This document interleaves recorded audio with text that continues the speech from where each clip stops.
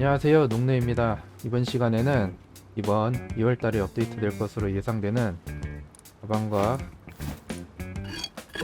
분석 탐지기에 대해서 알아보겠습니다. 그럼 영상 시작하도록 하겠습니다. 먼저 가방입니다. 가방은 12칸짜리 작은 가방과 28칸짜리 큰 가방이 있으며 장착하면 추가적인 인벤토리 공간을 제공해줍니다. 사용 방법은 간단합니다. 가방을 우클릭하거나 마우스로 직접 옮겨서 가방을 장착한 다음 가방을 누르면 인벤토리가 열리는데 기존의 나무 상자에 아이템을 옮기는 것처럼 사용하시면 됩니다.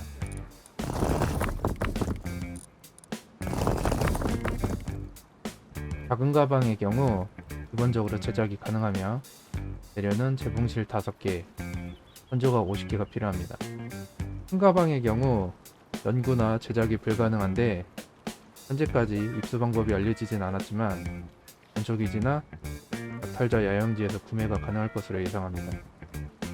가방을 사용할 때 주의할 점은 이렇게 가방 안에 아이템이 들어있으면 가방을 해제할 수 없습니다. 아이템이 들어있는 상태에서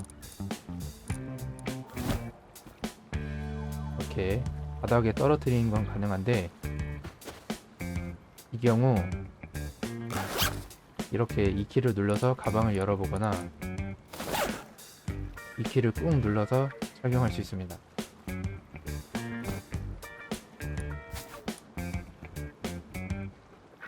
또한 이렇게 가방을 착용한 상태에서 이렇게 바닥에 떨어진 가방을 주술 경우 기존에 메고 있던 가방에 아이템이 아무것도 없으면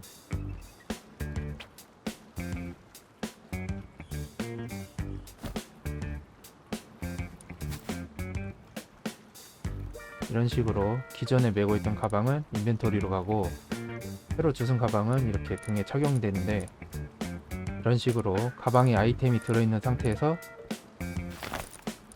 아이템이 들어있는 또 다른 가방을 주술 경우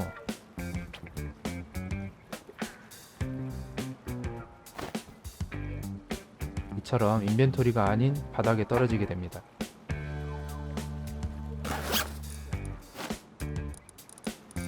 가방을 맨 상태에서 사망할 경우 가방은 착용이 해제된 상태로 바닥에 떨어지게 되는데 이 바닥에 떨어진 가방 역시 가방을 메고 있지 않은 상태에서는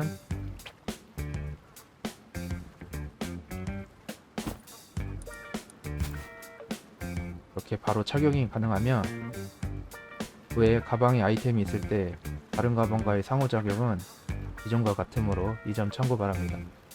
다음은 금속 탐지기입니다. 이 금속 탐지기는 이 삽과 함께 한 세트로 사용하는데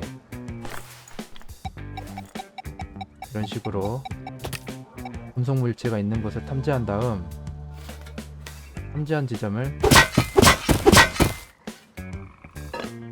삽으로 발굴하는 식으로 사용합니다. 이 탐지기와 삽 역시 기본적으로 제작할 수 있으며 탐지기의 재료는 밧줄 2개, 나무 200개가 필요하고 현재 목록에는 없지만 이 삽의 경우 제작할 때 나무 50개와 철조각 75개가 필요합니다.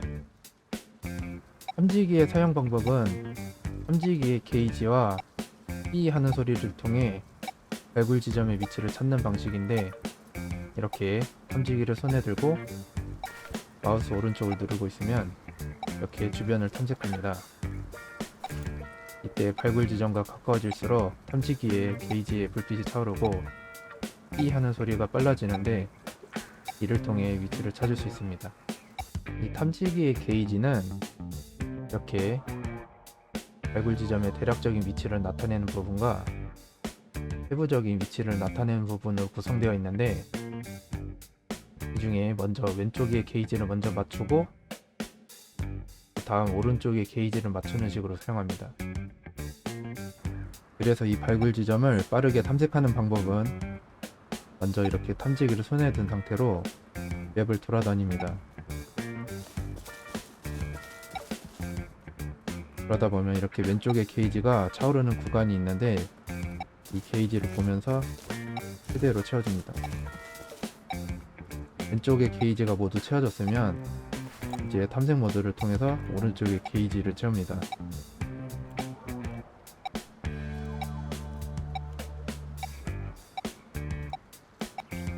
발굴 지점이 있는 방향으로 제대로 이동하고 있으면 이렇게 오른쪽에 게이지가 한 칸씩 차오르는데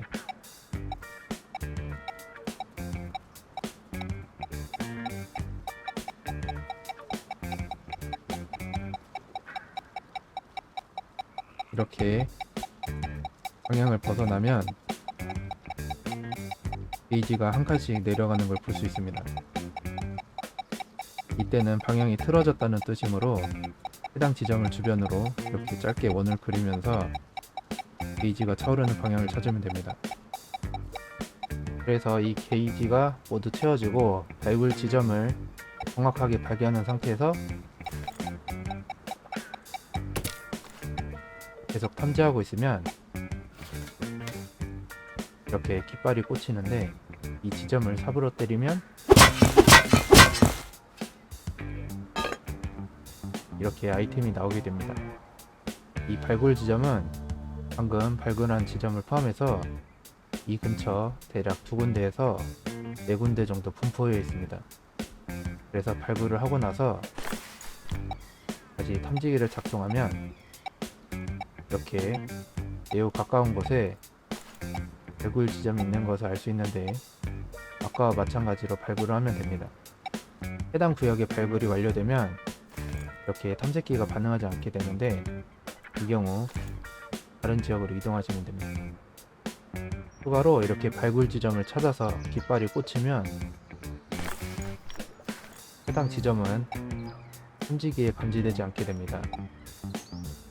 그리고 이 깃발의 경우 크기가 작기 때문에 바로 발굴하지 않고 깃발을 꽂아둔 채 다른 곳으로 이동할 경우 깃발의 위치를 놓치는 경우가 있는데 이 때문에 근처의 발굴 지점을 모두 찾아서 깃발을 꽂고 그 다음 한꺼번에 발굴하는 것보다 발굴 지점을 찾아서 해당 구역을 발굴하고 그 다음 다른 근처의 다른 지점을 발굴하는 식으로 하나하나씩 발굴하는 걸 추천드립니다. 또한 원래대로라면 이렇게 길가에 자동차나 드럼통 등 이러한 물체들도 금속 재질이기 때문에 금속 탐지기에 탐지가 되어야 정상이지만 게임상에서는 발굴 지점 근처에서만 가능합니다. 그리고 이렇게 전초기지나 약탈자 예영제와 같은 안전지대의 경우 이렇게 금속 탐지기를 사용할 수 있지만 이 삽의 경우 안전구역에서는 사용할 수 없기 때문에 안전지대 안에서 발굴 지점을 발견하더라도 발굴은 할 수 없으니 이 점 참고 바랍니다. 이렇게 발굴을 통해서 획득할 수 있는 아이템은 여러 가지가 있는데 그 중에서 제가 직접 50군데 정도를 확인해 본 결과 철조각은 20개에서 25개, 오픈질철은 3개에서 5개, 스크랩은 8개에서 13개 사이, 그리고 탐식캔, 통통절임, 물통, 도로 표지판 4개, 도로 표지판 갑옷, 스피켄 헬멧, 총탄 9발, 권총탄 10발, 4발이 장전된 리볼버, 분속도끼와 분속복갱이, 육조도끼, 이렇게 한 포인트당 해당 아이템들을 획득할 수 있었습니다. 개인적으로 이 발굴하는 과정이 시간이 다소 오래 걸리고 발굴하는 동안에는 거의 무방비 상태다 보니 발굴 도중에 죽을 수 있는 위험이 높았는데 그러한 위험 대비 파밍 효율이 좋지 않다고 생각하며 차라리 이 시간에 다른 걸 하는 게 나을 것 같습니다. 네, 이렇게 새로 추가된 내용들을 대략적으로 알아보았는데요. 금속 탐지기의 경우 파밍 효율이 그다지 좋지 않기 때문에 그냥 재미삼아 하는 걸 추천드리고 가방의 경우 그 활용도가 무궁무진하기 때문에 앞으로 게임 플레이에 있어서 많은 변수로 작용할 것 같습니다. 이상으로 영상 마치도록 하겠습니다. 시청해주셔서 감사합니다.